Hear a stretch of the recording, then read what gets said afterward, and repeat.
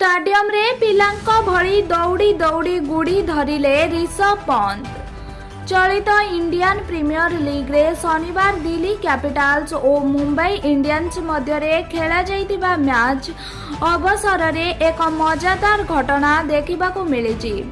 Toss हारिबा परे Delhi team प्रथमे batting करी 257 रन संग्रह करथिले। मुंबई टीम जेतेबेले रन चेज पाई पड़िया को ओह्लाइले सेतेबेले किछि समय पाई मैच को बंद रखा जाइतिला। से समय रे एक गुड़ी पड़िया मध्य को आसीतिला।